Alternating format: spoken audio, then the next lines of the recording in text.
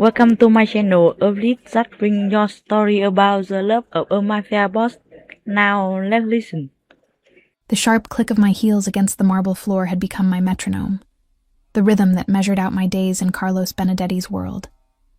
Each step echoed through the 42nd floor of the Benedetti Tower, a sound so familiar I barely registered it anymore. But today, something felt different.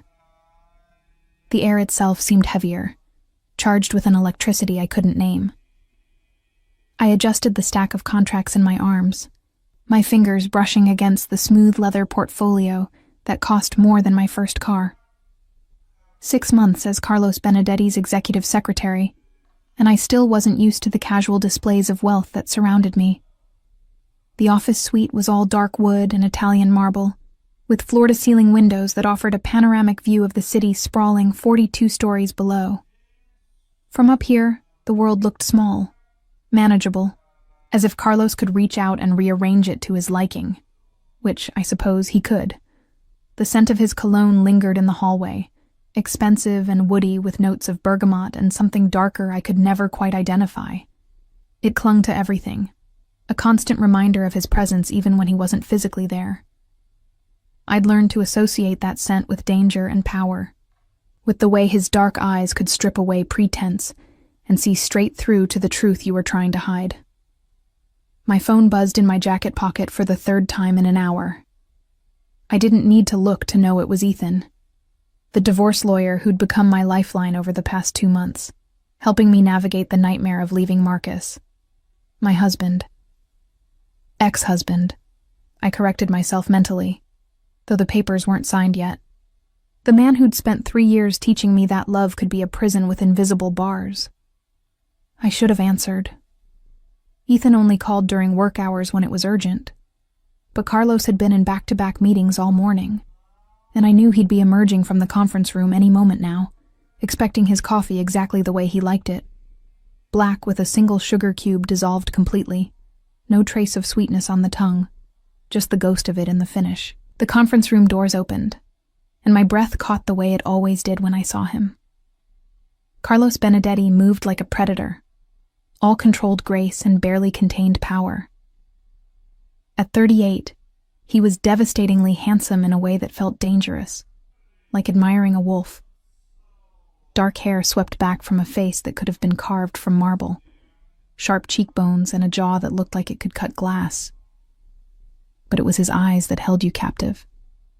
Nearly black in most lights, capable of expressing everything or nothing depending on his mood. Today, those eyes were stormy. Diana. His voice was a low rumble, accented with the remnants of his Italian heritage, though he'd been born in New York. My office. Now. Not a request. Never a request with Carlos. I followed him across the expansive lobby area, past my desk with its organized chaos of files and sticky notes, into his private office. The space was quintessentially him. Minimalist but expensive, every piece of furniture chosen for both form and function. A massive desk dominated the room, its surface clear except for 2 computer monitors and a single photograph in a silver frame. His mother, gone 5 years now. He moved to stand behind his desk, but didn't sit, which meant this wasn't going to be a long conversation. His posture was rigid, tension evident in the set of his shoulders beneath the perfectly tailored charcoal suit.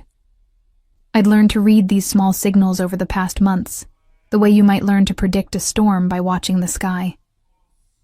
"The Patterson contract," he said, his eyes never leaving my face. "You made changes to the terms." My stomach dropped. I had made changes, small ones, clauses that protected some of the workers who would be affected by the merger. Changes Carlos hadn't authorized. Changes that were, technically, outside my authority as his secretary.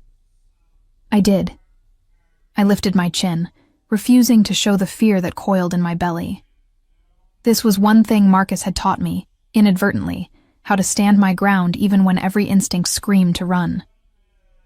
The original terms would have left 200 families without health insurance during the transition period. I added a protection clause. You added. His voice was dangerously soft now, the tone that made grown men nervous. You presumed to alter a multi-million-dollar contract without consulting me. Yes. Why? Because it was the right thing to do. I met his gaze steadily, even though my heart was hammering against my ribs. And because I knew you'd agree if you'd had time to review it properly. You were in Singapore when the deadline hit. Something flickered in those dark eyes, too quick to identify. For a long moment, he said nothing, just studied me with an intensity that made my skin prickle with awareness. Then, unexpectedly, his mouth curved into something that wasn't quite a smile. You're either very brave or very foolish, Diana. Probably both, I admitted. The Pattersons accepted the revised terms. They were impressed by the humanity of it. He moved around the desk, coming to lean against its edge, close enough that I could smell his cologne properly now, could see the faint shadow of stubble along his jaw despite the early hour. You made me look good. That's my job. No. His voice dropped lower, intimate in a way that sent heat curling through my stomach. Your job is to follow my instructions. What you did was think like a partner, not a secretary. There's a difference. I didn't know what to say to that, so I said nothing, just held his gaze and tried to ignore the way my body responded to his proximity. This had been happening more frequently over the past weeks, these moments of crackling tension between us, where the air itself seemed to vibrate with something unspoken. Your phone's been buzzing all morning. He said it casually, but there was something sharp beneath the words. Important call? Just personal matters. I kept my voice neutral. Nothing urgent. Diana. He said my name like a caress and a warning all at once. I don't pry into my employees' personal lives as a rule, but when that personal life might affect their work, it becomes my concern. Is there something I should know? Yes, I wanted to say. I'm leaving my husband. The man who put his fist through the wall beside my head when I asked about the charges on our credit card. The man who isolated me from my friends and family so slowly, I didn't realize I was alone until it was almost too late. The man who has connections to the Caruso family, your biggest rivals in this city. But I couldn't say any of that. Not to Carlos Benedetti, who controlled half the underground economy of New York and whose business empire was built on loyalty and trust. My divorce wasn't just messy. It was dangerous. Marcus's family might be legitimate on paper, but everyone knew the Carusos had their hands in everything from construction to pharmaceuticals. If Carlos knew about my connection to them, even by marriage, would he see me as a liability? Everything's fine, I lied, and hated how easily the words came. Marcus had taught me that too, how to lie with a smile. Carlos's eyes narrowed fractionally. He didn't believe me, that much was clear. But before he could push further, his desk phone rang, the private line that only a handful of people had access to. We'll continue this later, he said, moving to answer it. And Diana, next time you decide to revise a contract on my behalf, at least have the courtesy to leave me a note. Yes, sir. I turned to leave, relief flooding through me at the reprieve. My hand was on the doorknob when his voice stopped me. One more thing. You left your personal phone on your desk. I froze, cold dread replacing the relief. My phone. I'd been so focused on bringing Carlos his coffee and the contracts that I'd left my phone on my desk, unlocked, because I'd been checking Ethan's last message when Carlos had called me into his office. I started to say, but he was already moving past me, striding out of his office toward my desk, with that predatory grace that made my pulse spike. I followed, my heels clicking frantically against the marble now, but I was too late. Carlos was already standing at my desk, my phone in his hand, his thumb scrolling through my messages with Ethan. With each scroll, his expression grew darker, more dangerous, until it felt like the temperature in the room had dropped 10 degrees. Who? He said, his voice perfectly controlled in the way that meant he was furious. Is Ethan Mitchell? My mouth went dry. On the screen, I could see the last message Ethan had sent. Meeting with Marcus's lawyer this afternoon. Stay strong. This will be over soon. And above it, my response from this morning. I'm scared.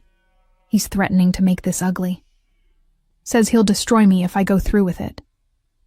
He's my divorce lawyer, I said, forcing the words past the constriction in my throat. Carlos's head snapped up, those dark eyes boring into mine with an intensity that made me take an involuntary step back. You're married. Separated. Soon to be divorced. How soon? I filed 2 months ago. We're negotiating terms. He set the phone down with deliberate care, but I could see his knuckles were white where they gripped the edge of my desk. 2 months. You've worked for me for 6 months, which means you've been married this entire time and neglected to mention it. It didn't seem relevant. He cut himself off, jaw clenching. Diana, I do background checks on everyone who works for me. Thorough ones. How did this not come up? I use my maiden name professionally. Always have. Marcus and I kept our finances completely separate. We lived in his apartment, not mine. On paper, there's nothing connecting us, except a marriage license. Filed in New Jersey under his legal name, Marcus Caruso. I watched his face, saw the moment the name registered, saw his expression shift from anger to something colder, more calculating. Caruso. He said the name like a curse.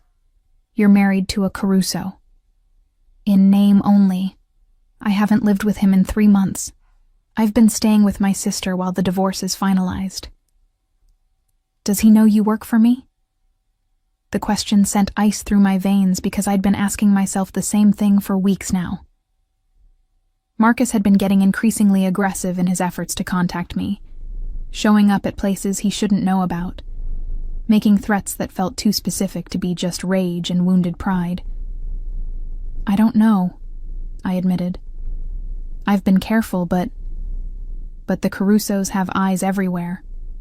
Carlos finished my thought, his mind already racing ahead to implications and threats I hadn't fully considered. He pulled out his own phone, typing rapidly. How threatening has he been? It's just talk. Angry texts, voicemails. He's never actually... Has he ever hit you? The question, asked in that flat, dangerous tone, made something crack in my chest. I'd never told anyone the truth, not even Ethan, who'd asked carefully casual questions while reviewing my case. Everyone assumed I was leaving Marcus because the marriage had simply failed, not because I was afraid. No, I said, and it was technically true.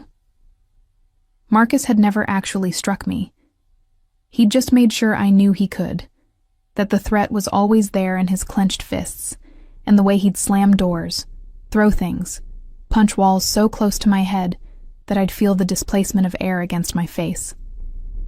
Carlos's eyes said he knew I was lying, or at least not telling the whole truth. He moved closer, and I fought the urge to back away, to show weakness. I'd learned with Marcus that showing fear only made things worse. Look at me, Diana. I did, lifting my chin in defiance even as my hands trembled at my sides. If Marcus Caruso has threatened you, if he's made you feel unsafe in any way, I need to know. Right now. Why? The question escaped before I could stop it. So you can fire me? Eliminate the liability before it becomes a problem? I know how this works, Mr. Benedetti. I'm a risk now, a connection to your enemies. Stop. His hand shot out, not grabbing me, but close enough that I could feel the heat of his palm near my arm. You think I'd fire you? Throw you back to a man who makes you check over your shoulder every time you leave this building? Who makes you keep your phone face down on your desk like you're afraid of what might show up on the screen? I stared at him, shocked into silence. I notice things, Diana. It's how I've stayed alive in this business. And I've noticed that you flinch when men raise their voices, that you position yourself near exits in every room, that you never talk about your personal life even though the other secretaries gossip constantly. His voice softened fractionally. I've noticed you're afraid, and I've been waiting for you to trust me enough to tell me why. You're my boss, I whispered, not my protector. I'm both. The certainty in his voice was absolute. Everyone who works for me is under my protection. That's how this works.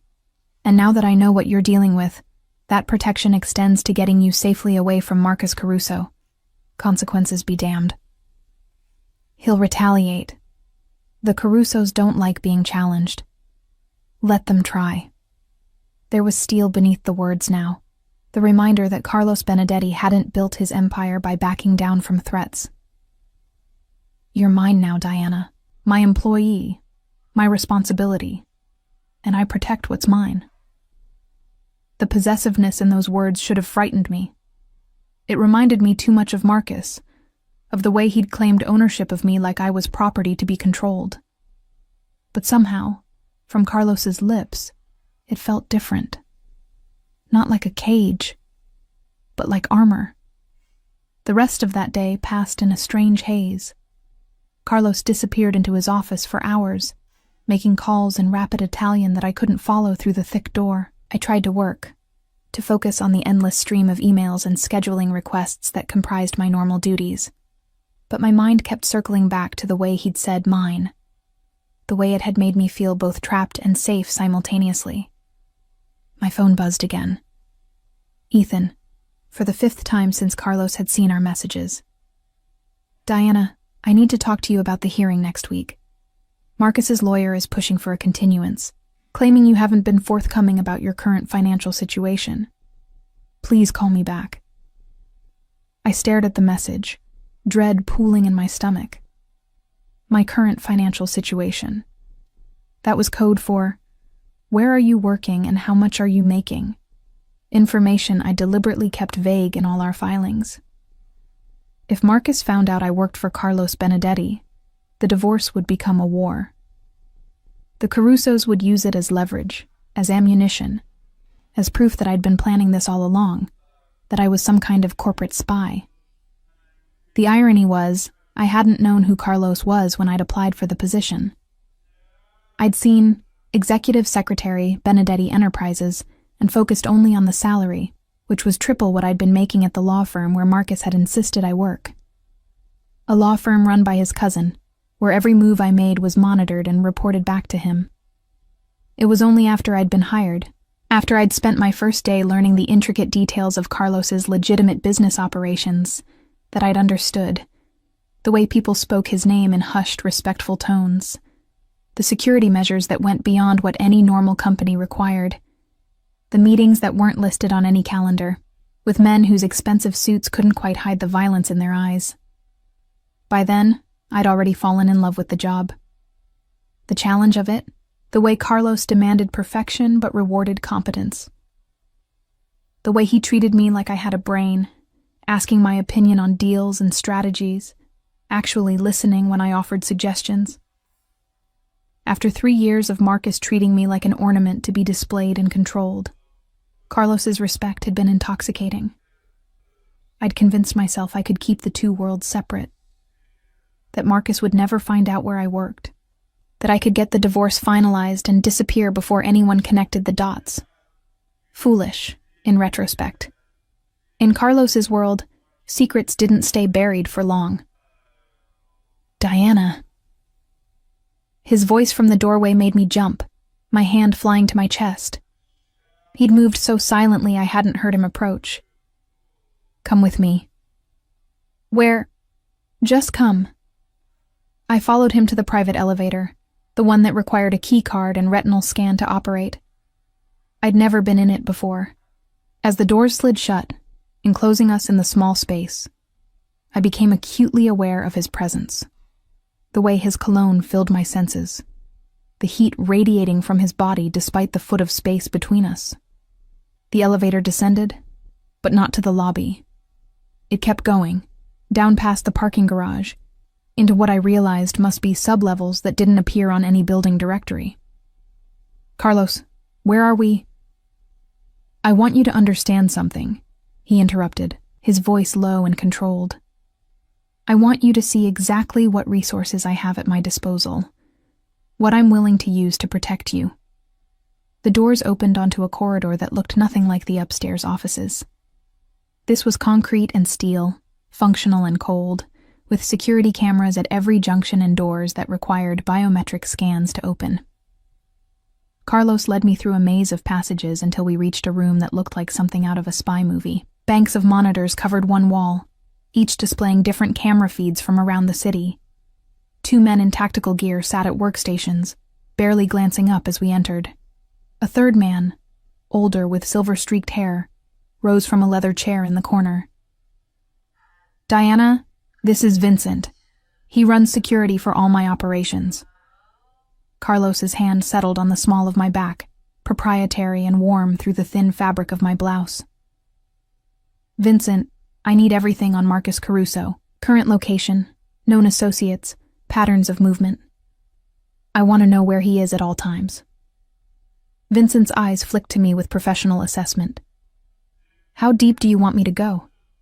"All the way. Financial records, communications, everything. If he's been following her, I want to know when it started and how he knew where to find her." My blood ran cold. "You think he's been following me?" "I think," Carlos said carefully, turning me to face him, his hands on my shoulders, "that Marcus Caruso is a controlling bastard who doesn't like losing things he considers his property, and I think he's been keeping tabs on you since you left him. But I've been careful. I haven't seen—" "Vincent, show her." Vincent tapped a few keys, and suddenly one of the monitors displayed what looked like traffic camera footage from 3 days ago. I watched myself leaving the building, heading toward the subway station I used for my commute. And there, half a block behind me, barely visible in the crowd, was Marcus. My stomach turned to ice. "How long?" I whispered. "At least a month, based on what we've found so far." Vincent's voice was matter-of-fact, clinical. "He's been careful, keeping his distance, using different routes. But he's watching you, Ms. Hernandez. Regularly." The room tilted slightly. A month. Marcus had been following me for a month and I hadn't noticed. All my careful precautions, my hypervigilance, and I'd never seen him. "Why didn't you tell me?" I turned on Carlos, anger replacing the fear. "If you knew he was following me." "I didn't know until this afternoon. The moment you told me about him, I had Vincent pull footage from all the cameras near this building." His hands tightened on my shoulders. "I'm telling you now so you understand that you can't go back to your sister's place. It's not safe anymore. If Marcus knows where you work, he knows where you're staying. I can't just— Where am I supposed to go?" "Home with me." The words hung in the air between us, loaded with implications I wasn't ready to examine. "That's not appropriate. You're my boss. I can't—" "Appropriate went out the window when I saw that your estranged husband has been stalking you for weeks." His voice hardened. "You have 2 choices, Diana. You can come home with me to my penthouse, where I have security that actually works, or I can have Vincent assign a full detail to watch your sister's apartment 24/7. Either way, you're under protection now. You don't get to refuse." "You can't just—" "I can, and I am." He released my shoulders, stepping back, giving me space to breathe. "I understand this is overwhelming. I understand you don't know me well enough to trust me completely. But right now, you need to prioritize your safety over your discomfort with the situation." I wanted to argue, to insist I could handle this myself, that I didn't need a man swooping in to save me. But the image of Marcus on that screen, following me, watching me, made my skin crawl. How many times had he been close enough to touch me without me knowing? How long before he decided following wasn't enough? What about work? My voice came out smaller than I intended. If I'm staying with you, people will talk. Let them talk. Carlos's jaw set in that stubborn line I'd learned to recognize. Your safety matters more than office gossip. Besides, half the building already thinks we're sleeping together. My head snapped up. What? Diana, we work closely together. You're in my office more than anyone else. I take your advice on major decisions. People make assumptions. He shrugged, unconcerned. I've never bothered to correct them because, frankly, it's none of their business. Heat crept up my neck. I'd been oblivious, focused so intently on keeping my head down and doing my job well that I'd never noticed the speculation. Or maybe I had noticed and chosen to ignore it, afraid that acknowledging the chemistry between Carlos and me would make it real, would force me to confront the way my pulse jumped every time he was near. There's one more thing you should see, Vincent said, drawing our attention back to the monitors. He pulled up a different set of footage, this one from inside what looked like a restaurant. This was taken last night. I watched Marcus sit down across from a man I didn't recognize. They spoke for several minutes before a woman joined them, elegant in a burgundy dress that probably cost more than my monthly rent.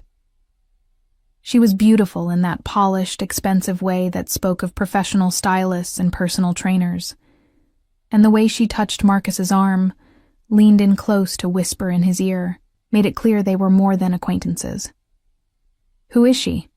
I asked, though part of me didn't want to know. Sofia Marino, Vincent answered. Daughter of Antonio Marino, who runs the dockworkers union. She's also, according to our intelligence, Marcus's current girlfriend. The revelation should have hurt, should have made me feel betrayed or jealous. Instead, I felt nothing but a distant sense of vindication. Marcus was seeing someone else, which meant his obsessive need to prevent our divorce had nothing to do with wanting me back, and everything to do with control and pride. The man they're meeting with is Leo Santoro, Carlos said, his voice tight with something I couldn't identify. He's a lawyer, but not the divorce kind. He specializes in corporate espionage and blackmail. My stomach dropped. What would Marcus need with someone like that? That's what I intend to find out. Carlos turned to Vincent. I want ears on all of them. Every conversation, every meeting. If they're planning something, I want to know about it before they make a move. Already on it, boss. Carlos took my elbow, guiding me back toward the elevator. I went numbly, my mind trying to process everything I'd just learned. Marcus had been following me. Marcus was planning something with a lawyer who specialized in destroying people. And worst of all, I'd brought this threat directly into Carlos's world by accepting this job, by being too naive to realize the danger I was putting him in. Stop, Carlos said as the elevator began its ascent. I can practically hear you spiraling from here. You should fire me. The words burst out before I could stop them. This is going to blow up in your face. Marcus will use me against you, against your business. He'll try. Carlos's voice was calm, certain. And he'll fail. Diana, I've dealt with men far more dangerous than Marcus Caruso. He's a spoiled trust fund brat playing at being dangerous because his family name opens doors. He doesn't frighten me. He should. The Carusos are aware that I could dismantle their entire operation if I chose to. We have an understanding, the Carusos and I. We don't interfere in each other's business. But if Marcus comes at me through you, if he makes this personal, that understanding becomes void. The elevator doors opened back onto the executive floor. Carlos didn't immediately exit, instead, turning to face me fully. In the close confines, I had to tilt my head back to meet his eyes, aware of how much larger he was, how easily he could hurt me if he wanted to.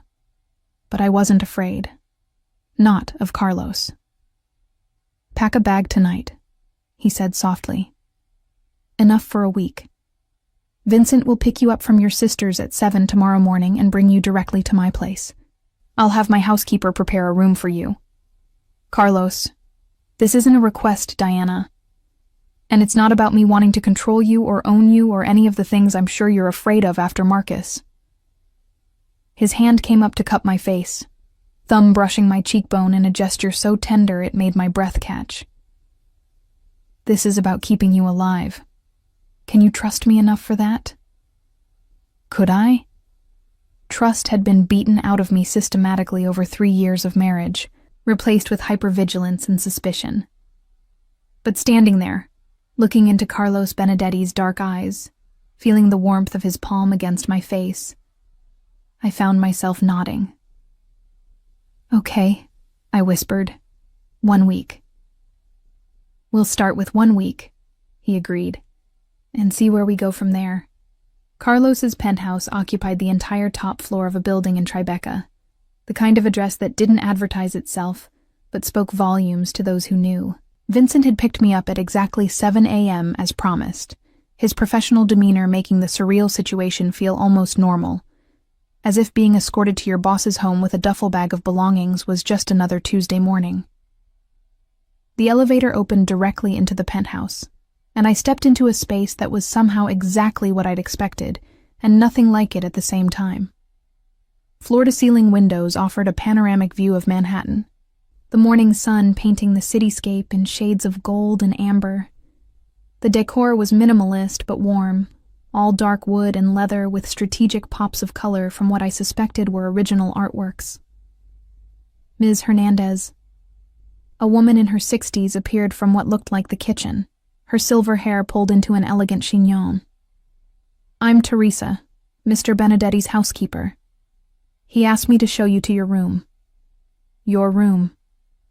The words should have been reassuring, confirmation that this was purely about security, about keeping me safe. Instead, they felt like a line being drawn, a boundary being established. This was temporary, professional, nothing more. Teresa led me down a hallway lined with photographs I didn't have time to examine closely, though I caught glimpses of a younger Carlos, with an elegant woman who had to be his mother, his arm around her shoulders, both of them laughing at something outside the frame. It was the first time I'd seen him look truly carefree. This is the guest suite, Teresa said, opening a door to reveal a bedroom that was easily twice the size of the room I rented at my sister's apartment. A king-sized bed dominated the space, dressed in linens that looked impossibly soft. French doors led to a private balcony, and another door presumably opened to the ensuite bathroom. Mr. Benedetti wanted me to tell you that you're welcome to anything in the kitchen. The gym is on the lower level, and his office is off-limits unless he specifically invites you in. Thank you, Teresa. She studied me for a moment, her dark eyes kind but assessing. He's a good man, Ms. Hernandez. Not always a kind one, but a good one. You're safe here. After she left, I sat on the edge of the bed and tried to process what my life had become. 3 days ago, I'd been focused on finalizing my divorce, on rebuilding some semblance of normalcy. Now I was living in my boss's penthouse because my estranged husband had been stalking me for weeks and was apparently plotting something with a lawyer who specialized in destroying people's lives. My phone buzzed. Ethan, again. Diana, where are you? I went to your sister's apartment this morning and she said you'd moved out. We have the hearing in 4 days. I need to know how to reach you. I typed back quickly. Staying with a friend. I'm safe. What do we need to prep for the hearing? His response came immediately.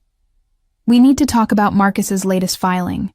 He's claiming marital assets include your current income. Call me, now. My current income. That's what this was about. Marcus had somehow found out about my salary, about the fact that I was making more money than I ever had in my life, and now he wanted a piece of it. The irony was bitter. He'd spent years controlling my finances, forcing me to ask permission for every purchase, questioning every expense. And now that I'd finally escaped, he wanted to claim I owed him. Bad news? I jumped, my phone clattering to the hardwood floor. Carlos stood in the doorway, changed from this morning suit into dark jeans and a black Henley that somehow made him look more dangerous than the expensive tailoring did. His hair was slightly damp, as if he'd just showered, and without the armor of his business attire, he looked younger, more approachable. "My divorce lawyer," I said, bending to retrieve my phone. "Apparently Marcus is trying to claim my salary as a marital asset." Carlos's jaw tightened. "He has no legal standing for that. You've been separated for months, and New York is an equitable distribution state. Income earned after separation isn't considered marital property." I stared at him. "How do you know that?" "I'm not just a pretty face, Diana." His mouth curved into something that wasn't quite a smile. "I own several legitimate businesses, which means I've had to educate myself on corporate law, family law, employment law, all of it. Knowledge is power in any world." He moved into the room, and I forced myself not to back away, not to show the instinctive wariness that Marcus had trained into me.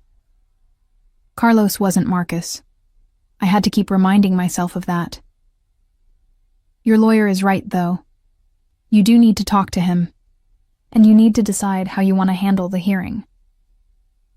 He sat in the armchair by the window, deliberately putting space between us. "What does Marcus want?" "Besides to make my life hell?" "I'm not sure anymore." I sank back onto the bed, exhaustion suddenly overwhelming me. At first, I thought he just couldn't stand the idea of me leaving. He's always been possessive, controlling. But now with Sophia, with this lawyer he's meeting with, I think it's something else, something bigger. "Tell me about him," Carlos said. "Not the man who followed you or filed spurious legal claims. Tell me about the man you married. Help me understand what we're really dealing with." I didn't want to. Talking about Marcus, about those early days when I'd been naive enough to think his jealousy was flattering, his need to know where I was every moment was caring, felt like reopening a wound that had barely begun to heal. But Carlos was right. If he was going to help me, he needed to understand the enemy. "I met Marcus at a charity gala," I began, the words coming slowly at first, then faster as the memories surfaced. "I was there as someone's plus one, feeling completely out of place in a borrowed dress. He was charming, attentive, made me feel like I was the only person in the room. We dated for 6 months before he proposed, and it was a fairy tale. He took me to Paris, to Barcelona, bought me jewelry I couldn't even pronounce the names of. I thought I'd won the lottery. When did it change? The wedding night. The admission tasted like ash. We were at the hotel, and I wanted to call my mother, let her know we'd arrived safely. Marcus said no, that this was our time, that I needed to stop being so dependent on my family. It seemed reasonable at the time, even sweet. He wanted me all to himself. Carlos's expression had gone very still, very cold, but it wasn't sweet. No, it was the first step. Over the next few months, he'd find reasons I shouldn't see my friends. They were bad influences, or they didn't really care about me, or spending time with them made him feel neglected. My mother called too much. My sister was too demanding. One by one, he cut me off from everyone I cared about until the only person left in my world was him. And you didn't realize what was happening. I realized. The confession hurt. But by the time I understood what he'd done, I was so isolated, so convinced that I was the problem, that I didn't know how to get out. He never hit me, so I told myself it wasn't abuse. He just loved me too much, needed me too much. I could handle it. Diana, I know how it sounds. I know I should have left sooner, should have been stronger. But Marcus is good at what he does. He knows exactly how to make you doubt yourself, how to twist reality until you're not sure what's true anymore. I met Carlos's eyes, needing him to understand. The night I finally left, I'd been planning it for weeks. I'd opened a secret bank account, saved every dollar I could hide. I had a bag packed and hidden at my sister's house. I was ready. What happened? He came home early from a business trip, found me looking at apartments on my laptop. He didn't yell, didn't threaten. He just closed the laptop very carefully and said, "You know I'll never let you go, right? You're mine, Diana. You'll always be mine." And the way he said it, so calm, so certain. I shivered, remembering the cold terror that had gripped me. I knew he meant it. That if I didn't leave right then, I never would. Carlos rose from the chair, crossed to the bed, and sat beside me. Not touching, but close enough that I could feel his warmth, his solid presence. "So, you ran." I grabbed my purse and I ran. Made it to my sister's apartment, called Ethan the next day. Filed for divorce the day after that. I laughed, but it came out broken. Marcus called me 37 times in the first 24 hours. Left voicemails saying he loved me, that he was sorry, that we could work it out. Then the messages changed. Started saying I was making a mistake, that I'd regret leaving him, that I'd never find anyone who loved me the way he did. Loved. Carlos's voice was flat. That's not love, Diana. That's obsession. That's ownership. I know that now, but it took me 3 years to figure it out, and by then, I'd already lost so much of myself. I looked down at my hands, at the faint scar on my left ring finger where I'd torn off my wedding band in my haste to remove it. When I took the job with you, it was supposed to be a fresh start, a place where Marcus couldn't reach me, where I could be someone other than his wife. I should have known it wouldn't be that simple. Nothing worth having is ever simple. Carlos's hand found mine, his fingers curling around my palm with surprising gentleness. I need you to understand something, Diana. What I'm offering you isn't just security until your divorce is final. It's protection for as long as you need it. Marcus doesn't get to terrorize you. He doesn't get to make you afraid. Not anymore. But why? The question burst out of me. Why do you care? I'm just your secretary. This isn't your problem. You stopped being just my secretary the moment you revised the Patterson contract without asking permission, he said, his dark eyes intense. You became someone who thinks, who acts, who sees beyond her own interests to what's right. That's rare in my world, Diana. That's valuable. And valuable things need to be protected. I'm not a thing to be protected, I argued, even as part of me wanted to lean into the safety he was offering. I'm not something you own. No. His thumb traced circles on the back of my hand, the touch sending sparks up my arm. You're not. But you are someone I care about, someone I'm choosing to invest in. And before you argue that it's too fast or inappropriate or any of the other excuses you're formulating, understand that time is irrelevant. I know what I want, and I'm not in the habit of second-guessing myself. And what do you want? The question hung between us, loaded with implications I wasn't sure I was ready for. Carlos studied me for a long moment, his expression unreadable, before answering. I want you safe. I want Marcus Caruso neutralized as a threat. I want you to stop looking over your shoulder every time you leave a room. He paused, then added in a voice that sent heat curling through my stomach. And I want you to stay, Diana. Not just until the divorce is final, but after. I want you in my home, in my business, in my life.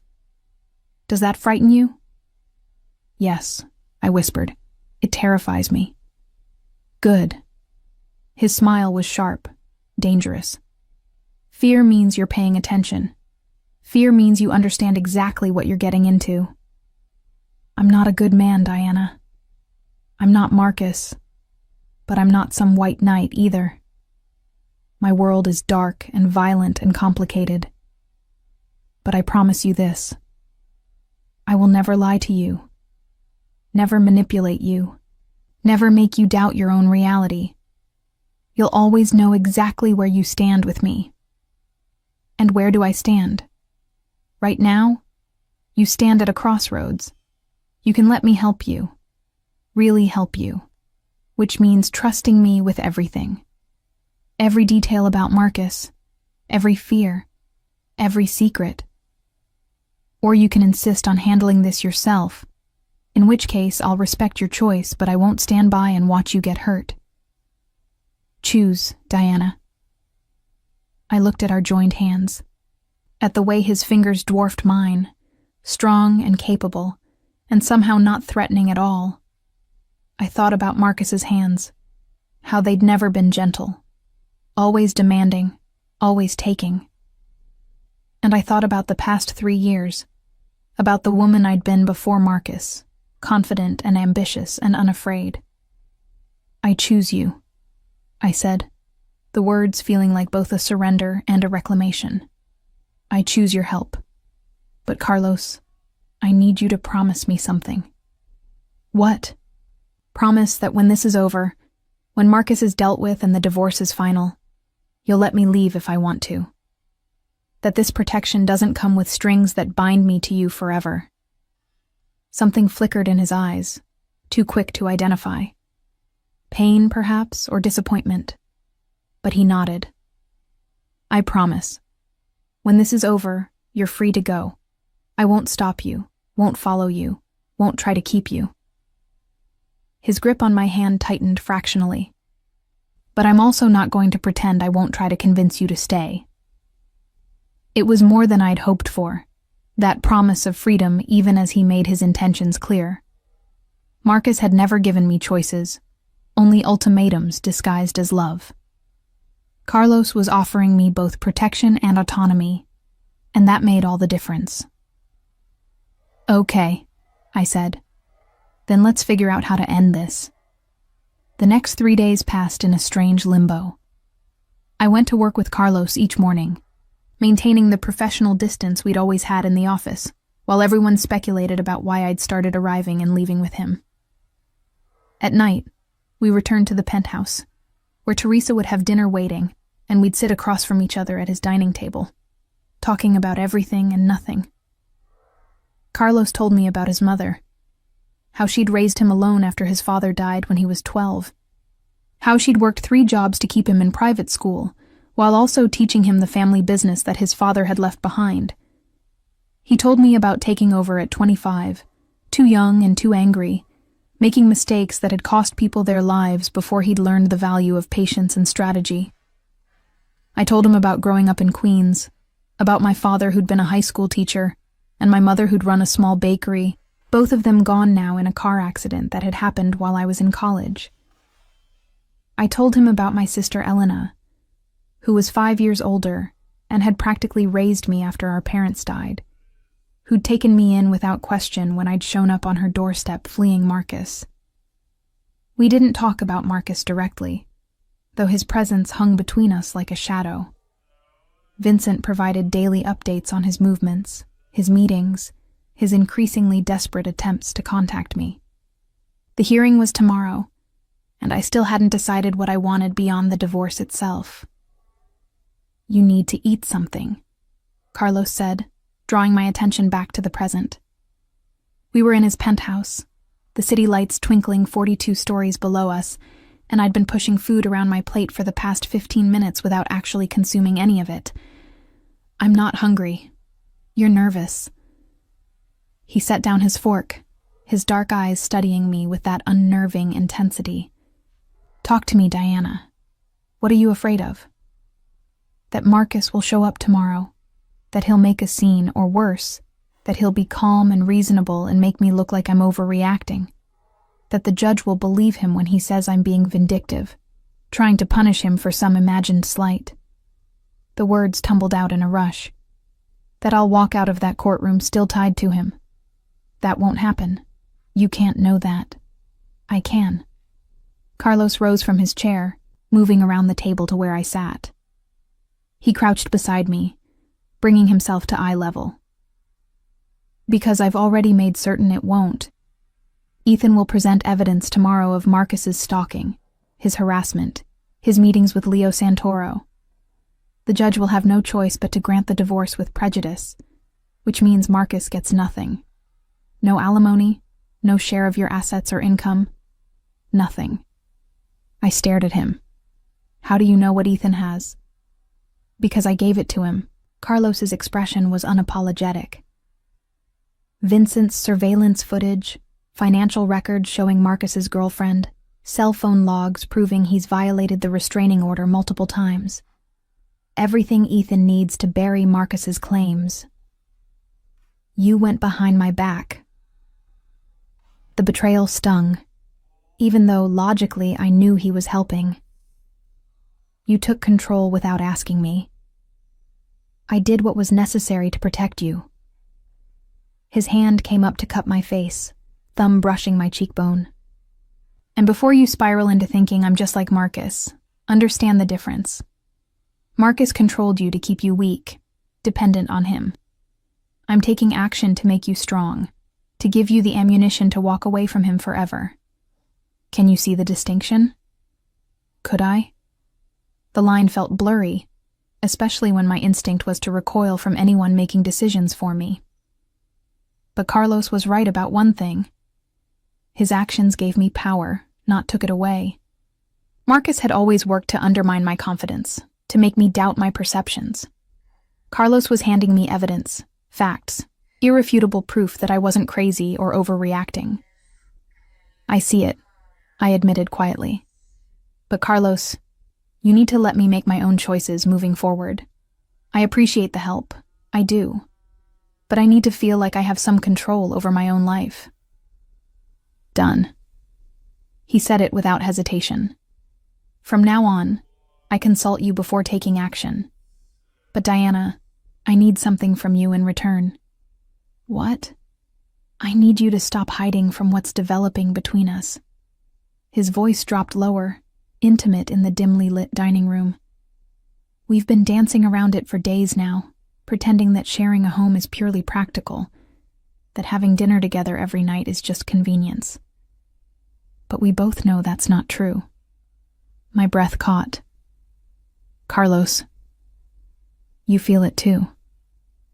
This pull between us. The way the air changes when we're alone together. The way you lean toward me without realizing it. The way I find excuses to touch you. His thumb traced along my jaw. I'm not Marcus, Diana. I'm not going to force anything you don't want. But I'm also not going to pretend I don't want you. That I haven't wanted you since the moment you walked into my office 6 months ago, with your resume and your sharp mind and your refusal to be intimidated.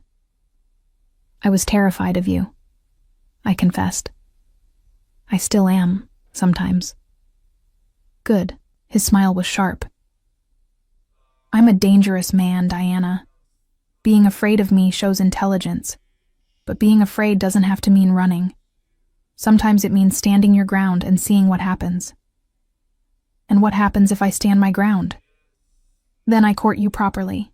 Dinner, conversation, getting to know each other without the crisis of your divorce hanging over us. I show you that my world isn't just darkness and violence, that there's beauty in it too. And eventually, when you're ready, when you trust me enough, I make you mine in every way that matters. The possessiveness in those words should have sent me running. Instead, it sent heat pooling low in my stomach, a wanting I hadn't let myself feel in years. Marcus had taken sex, demanded it, used it as another form of control. The thought of Carlos wanting me, of choosing to wait until I was ready, was intoxicating. I'm not ready, I whispered. Not yet. There's too much happening, too much I need to process. I know. He pressed a kiss to my forehead, gentle and chaste. Which is why I'm not pushing. But I wanted you to know where I stand, what I want. So there are no surprises, no hidden agendas. Clear? Clear. He rose, offering me his hand. Come on. I want to show you something. I let him lead me through the penthouse to a room I hadn't entered yet, one of the few doors that had remained closed during my stay. When he opened it, I understood why he'd kept it private. It was an office. but unlike the sterile perfection of his workspace at Benedetti Tower. This room was warm, lived in, with bookshelves lining the walls and a leather chair positioned near the window. A desk held a sleek laptop and several framed photographs. Carlos with his mother. Carlos with a group of men I didn't recognize. Carlos shaking hands with someone who looked vaguely familiar. "This is where I actually work when I'm home," he explained. "The office downstairs is for show, for meetings with people I don't trust in my private space. This is real." "Why are you showing me this?" "Because I want you to understand what I'm offering. Not just protection from Marcus, not just a job or a place to stay. I'm offering you access to my real life, Diana, the parts of me I don't show anyone." He moved to the bookshelves, running his fingers along the spines. "I want you to know me, not just the version of Carlos Benedetti everyone else sees." I moved deeper into the room, drawn by the photographs. In one, a young Carlos stood beside a distinguished older man, both of them in front of what looked like a restaurant. "Your father?" "My uncle, actually. He took over the family business when my father died, held it for me until I was old enough to claim it. He died 5 years ago, same week as my mother. Heart attack." Carlos's voice was carefully neutral, but I heard the pain beneath it. "They were all I had left of my blood family." "I'm sorry." "Don't be. They lived well, died quickly.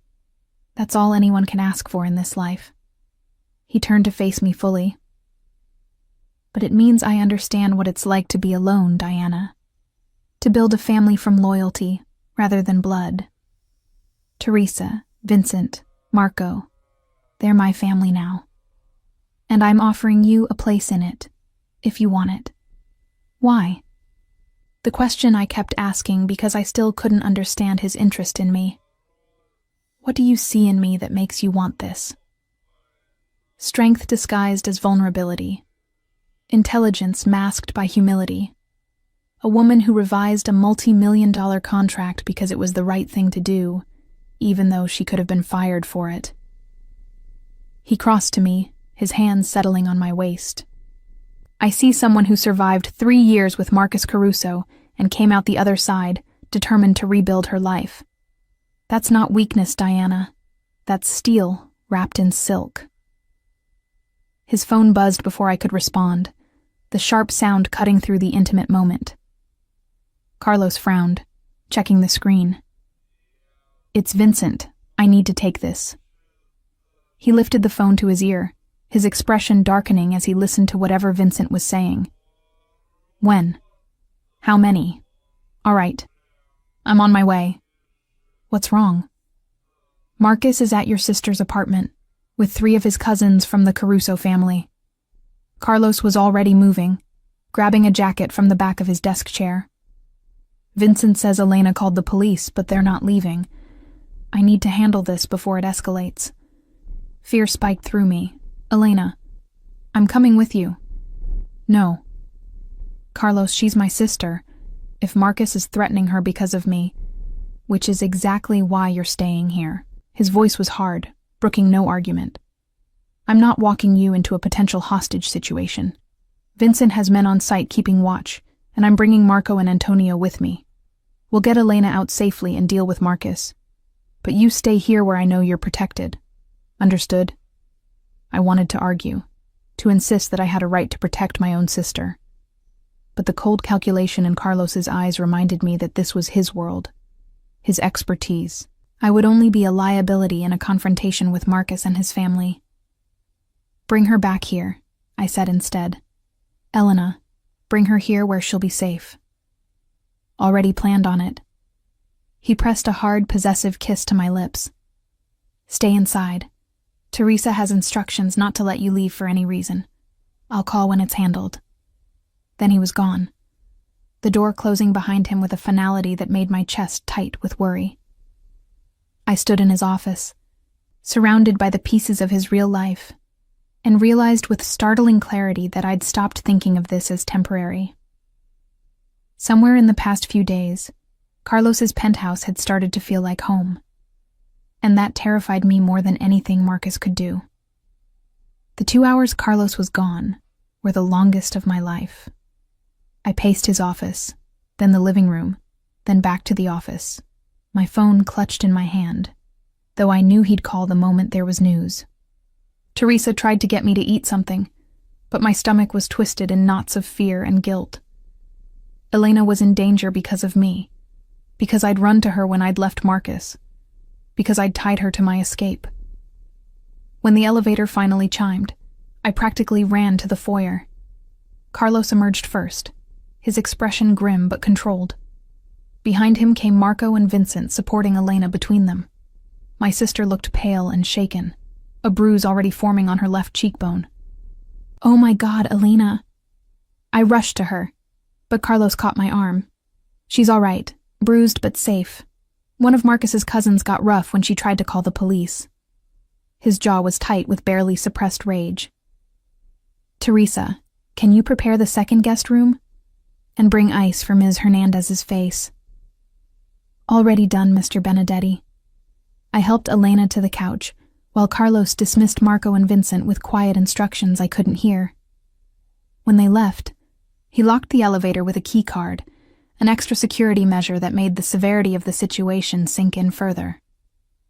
"I'm so sorry," I said to Elena, tears streaming down my face as I held her hands. "This is all my fault. I should never have—" "Stop."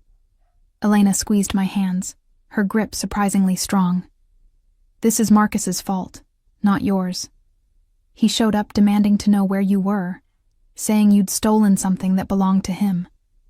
When I told him to leave, he said he'd make sure everyone you cared about paid the price for your betrayal." "What did you tell him?" "Nothing. I told him I hadn't seen you in weeks, that I had no idea where you were staying." Elena glanced at Carlos, who had moved to pour himself a drink from the bar. "Then your boss showed up with what looked like half the Italian army, and suddenly Marcus couldn't leave fast enough." I looked at Carlos, who met my gaze steadily over the rim of his glass. "What did you do?" I explained to Marcus Caruso that his presence was unwelcome, that any further harassment of you or your family would be met with consequences that would extend beyond him to everyone he cares about. Carlos's voice was level, almost casual, but I heard the steel beneath it.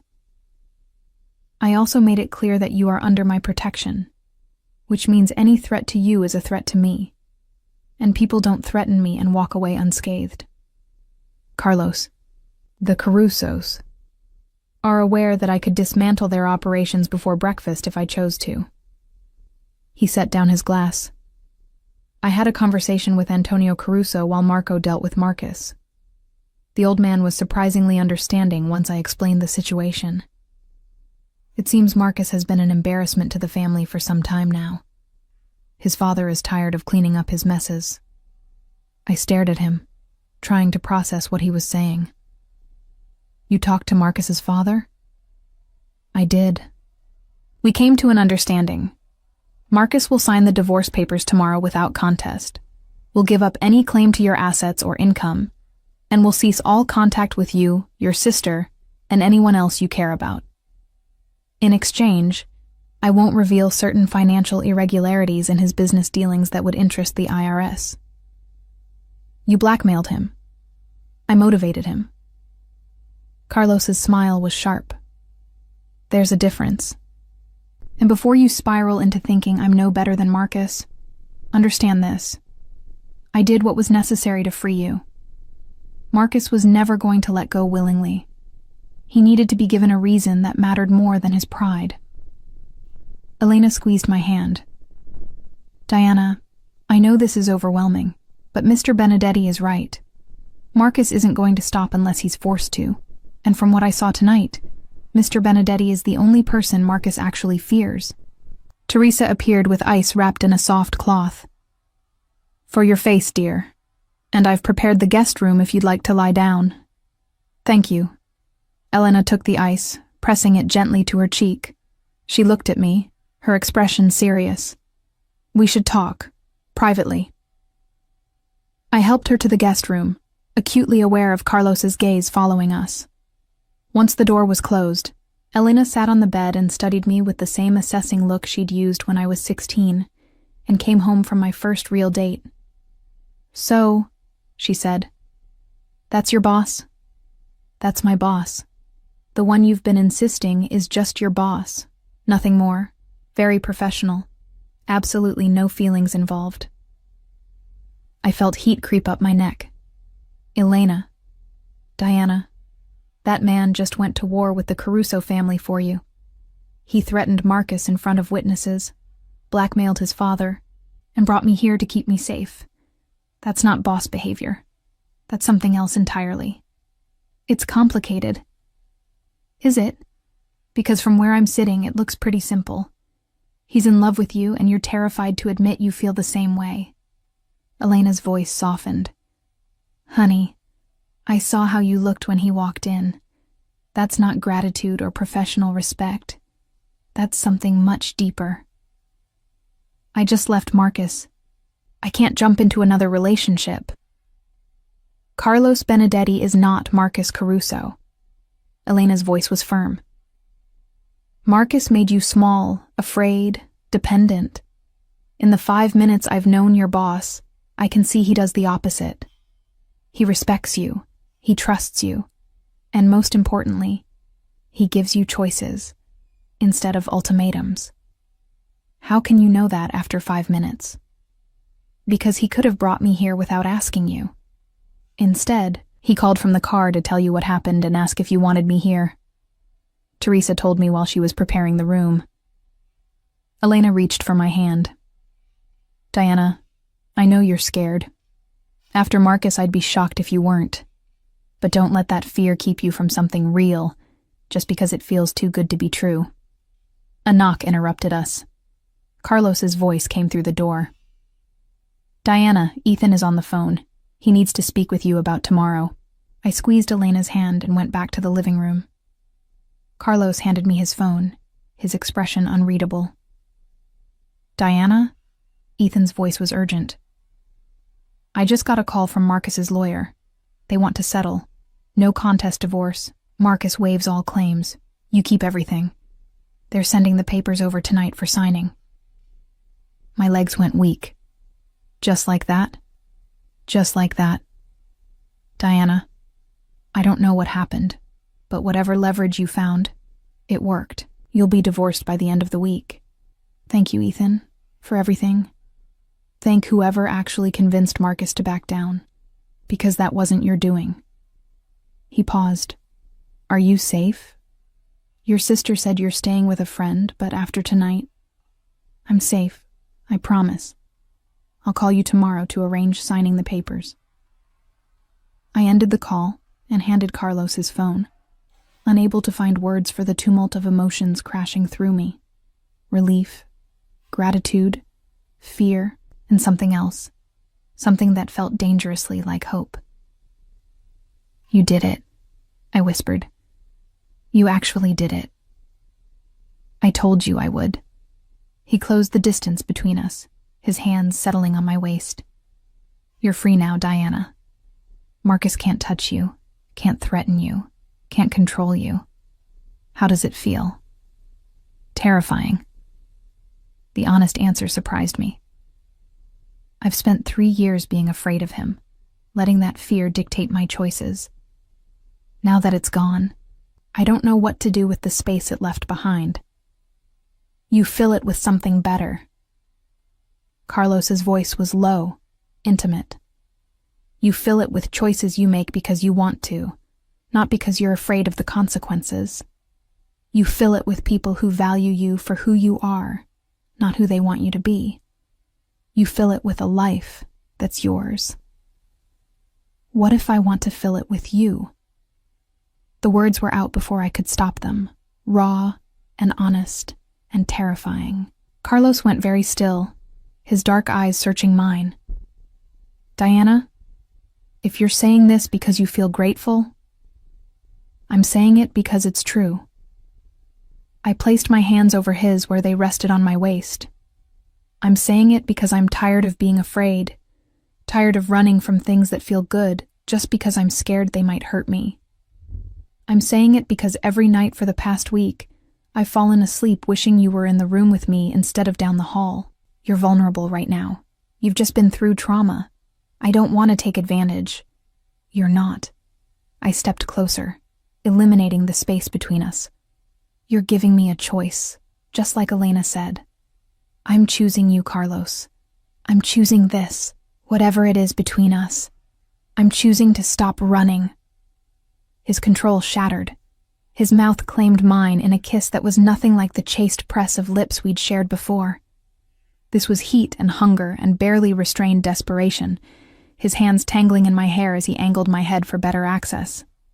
I melted into him, my body recognizing what my mind had been slow to accept, that I wanted this man with an intensity that bordered on madness.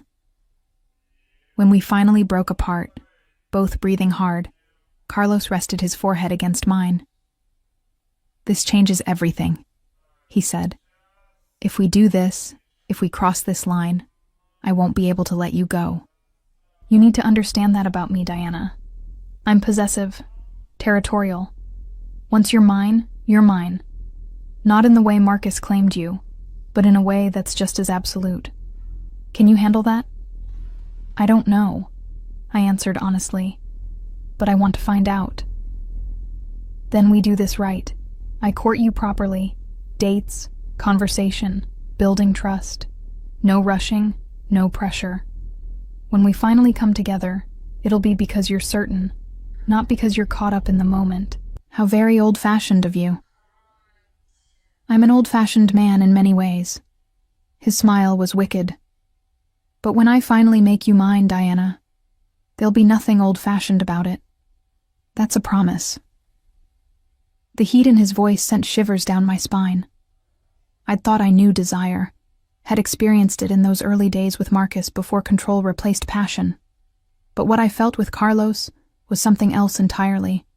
Wanting mixed with trust, passion tempered by respect. "I should let you get some rest," Carlos said, though he made no move to step away. "Tomorrow's going to be a long day, signing papers, dealing with lawyers, but after that, you're free. We're free to figure out what this is without Marcus hanging over us." "Will you stay with me?" The request slipped out before I could question it. "Just to sleep. I don't want to be alone tonight." Something softened in his expression. "Let me check on Elena, make sure she has everything she needs. Then I'll come to your room. But Diana, if I sleep beside you, I'm holding you. That's non-negotiable." "I'm counting on it." True to his word, Carlos came to my room an hour later, after Elena had settled in and Teresa had gone to her own quarters. He wore simple black sleep pants and a t-shirt, the most casual I'd ever seen him, and somehow it made him more attractive, more real, more human. "Come here," he said, already pulling back the covers on the bed. I climbed in, and he followed, immediately pulling me against his chest so my back pressed to his front. His arm wrapped around my waist, secure and warm, and for the first time in 3 years, I felt completely safe. "Sleep," he murmured against my hair. "I've got you." And I did, falling into a dreamless sleep that left me feeling more rested than I had in months. Morning came with sunlight streaming through the windows, and Carlos's warmth still surrounding me. Sometime during the night, we'd shifted so my head rested on his chest, his heartbeat steady beneath my ear. I could have stayed like that forever, suspended in this moment before reality intruded. "I can feel you thinking," Carlos said, his voice rough with sleep. "Stop it. We have to go sign papers today. We do, but not for another 3 hours. We have time." His hand stroked down my spine, soothing rather than seductive. "How are you feeling?" "Nervous, relieved, terrified that something will go wrong at the last minute." "Nothing will go wrong. I'll make certain of it." He pressed a kiss to the top of my head. "But we should get moving. Ethan wants you at his office by 10, and I need to stop by the tower first to handle some business." The morning passed in a blur of activity. Elena was feeling better, the bruise on her face less angry in the daylight. She'd agreed to stay at the penthouse for a few more days, just to be safe, and Teresa had already taken her under her wing with maternal efficiency. Carlos dropped me at Ethan's office at exactly 9:55 a.m., with Marco stationed in the lobby and Vincent somewhere I couldn't see but knew was watching. The protection felt excessive until Ethan led me into the conference room, and I saw who was waiting. Marcus sat on one side of the long table, his lawyer beside him. He looked older than I remembered, stress aging him in the months since I'd seen him last. When his eyes met mine, I saw rage there, barely contained, and something else that looked like fear. Ms. Hernandez, his lawyer, a sharp-eyed woman named Patricia Chen, gestured to the chair across from them. "We're ready to proceed whenever you are." I sat, my hands folded calmly on the table, despite the way my heart hammered. Ethan took the seat beside me, already arranging documents with practiced efficiency. "Before we begin," Marcus said, his voice tight, "I want to speak with my wife. Alone." "Ex-wife," I corrected. "And no, anything you have to say, you can say in front of our lawyers." "Diana, please. 5 minutes, that's all I'm asking." "The answer is no, Marcus." His jaw clenched, and I saw his hands curl into fists beneath the table. Patricia placed a restraining hand on his arm, a subtle reminder to maintain control. "Then let me say this publicly." Marcus leaned forward, his eyes locked on mine. "You think you've won, running to Carlos Benedetti, getting him to threaten my family. But you have no idea what you've gotten yourself into. Benedetti's world is darker than anything you experienced with me. He'll destroy you, Diana. He destroys everything he touches." "Is there a point to this?" Ethan asked mildly. "Because if you're trying to intimidate my client, it's not working." "The point," Marcus said, his voice rising, "is that she's making a mistake. I loved her. I wanted to protect her. Benedetti just wants to own her, to add her to his collection of assets. He'll use her up and throw her away when he's done." "That's rich," I said, surprised by the steadiness of my voice. Coming from the man who spent 3 years isolating me from everyone I loved, controlling every aspect of my life, making me believe I was lucky he tolerated me. "You don't know the first thing about love, Marcus. And you certainly don't know anything about Carlos. I know he's a criminal. I know he's dangerous. I know—" "You know nothing." I leaned forward, matching his intensity. "But let me tell you what I know. I know that Carlos has never once made me feel small or worthless. I know he trusts me to make my own decisions, and respects those decisions even when he disagrees. I know he protected my sister when you tried to terrorize her, and he did it without asking for anything in return. So if you're trying to save me from him, you can stop. The only person I needed saving from was you." Silence fell over the room. Marcus's face had gone pale, then flushed with anger. Patricia cleared her throat. "I think we should proceed with the signing," she said firmly. "Mr. Caruso has agreed to all terms as outlined in the settlement. Ms. Hernandez retains all personal assets. There's no alimony, and both parties agree to no contact going forward." "Fine." Marcus grabbed the pen Patricia offered, scrawling his signature across the documents with violent force. "But Diana, when this blows up in your face, when Benedetti shows his true colors, don't come crying to me. You made your choice." "I did," I agreed, taking the pen and adding my own signature with far more care. "I chose freedom. I chose myself. And yes, I chose Carlos. But that's my decision to make, not yours to judge." I signed the last page, and it was done. 3 years of marriage dissolved in a series of signatures. Ethan gathered the documents, his expression professionally neutral, but I caught the small smile of satisfaction he tried to hide. "We're finished here," he said. "Ms. Hernandez, if you'll step outside, I'll have these filed with the court this afternoon.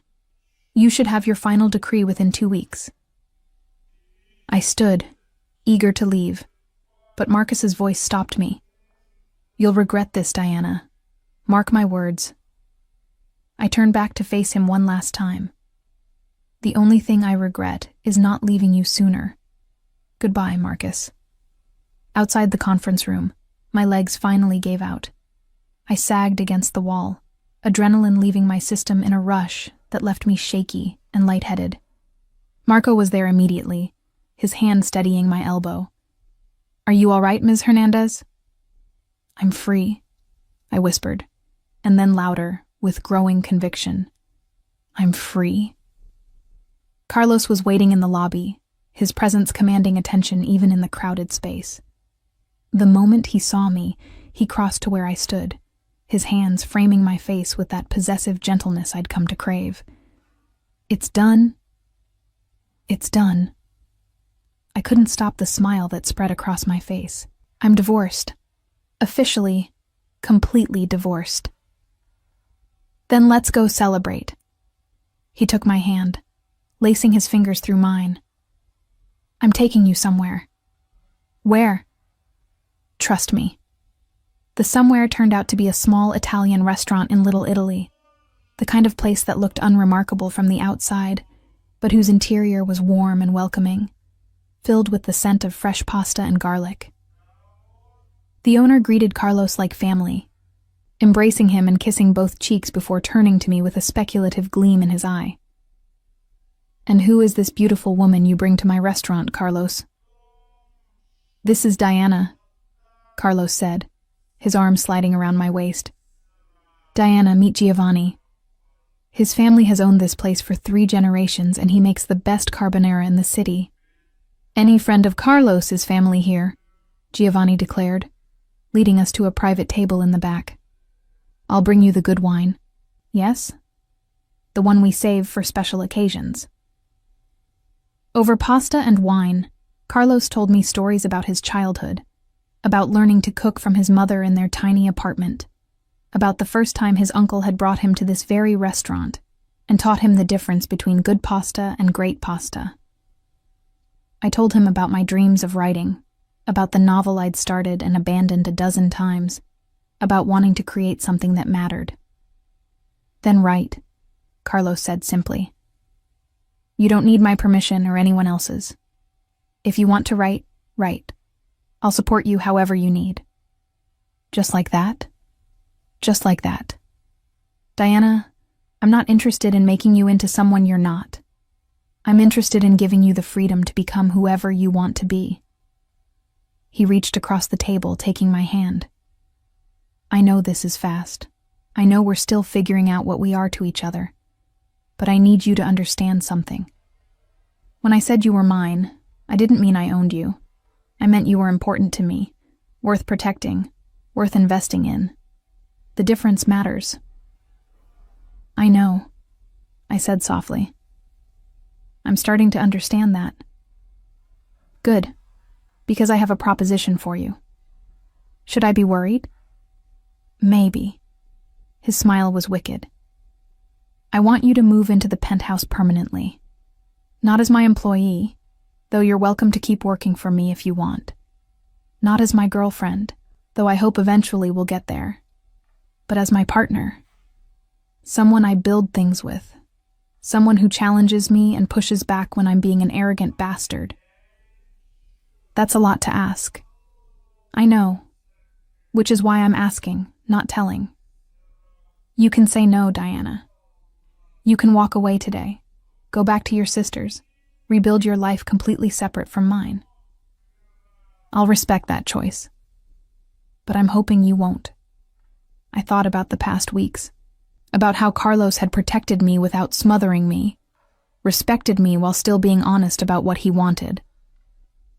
I thought about the way Elena had looked at him, the trust in her eyes when he'd promised to keep us safe. I thought about Marcus and the prison he'd built around me, and how different it felt to be with someone who wanted to set me free. Yes, I said. I'll move in. But Carlos, I need you to promise me something. Anything. Promise that you'll always give me choices, that you'll never decide my future without consulting me. Never take away my agency even if you think you're protecting me. Promise that we'll be partners, equals, not master and possession. I promise. He raised my hand to his lips, pressing a kiss to my knuckles. Equal partners. In business, in life, in everything that matters. Does that satisfy you? It's a start. I smiled, feeling lighter than I had in years. Now tell me more about this writing support you mentioned, because I have about 6 months of ideas backed up and I'm going to need an office. His laugh was warm and genuine. Already ahead of you, there's a room in the penthouse that gets perfect morning light. I thought we could convert it into a study for you. You've been planning this. I've been hoping for this. There's a difference. He squeezed my hand. Diana, I don't know what the future holds. My world is complicated and dangerous, and there will be challenges we can't predict. But I do know that whatever comes, I want you beside me. Not behind me, not in front of me as a shield, but beside me as an equal. Can you live with that? I thought about everything I'd survived, everything I'd overcome to get to this moment. I thought about the woman I'd been 3 years ago, confident and ambitious, and the woman I'd become under Marcus's control, small and afraid and desperate. And I thought about the woman I wanted to be, the one who was slowly emerging in Carlos's presence, strong, capable, choosing her own path. I can live with that, I said. In fact, I'm counting on it. We left the restaurant as the sun was setting, painting the sky in shades of orange and gold. Carlos kept my hand in his as we walked, and for the first time in years, I wasn't looking over my shoulder, wasn't scanning for threats, wasn't afraid. I was free, and I was choosing, every day, to build something new with a man who saw me not as property to possess, but as a partner to cherish. That was enough. That was everything.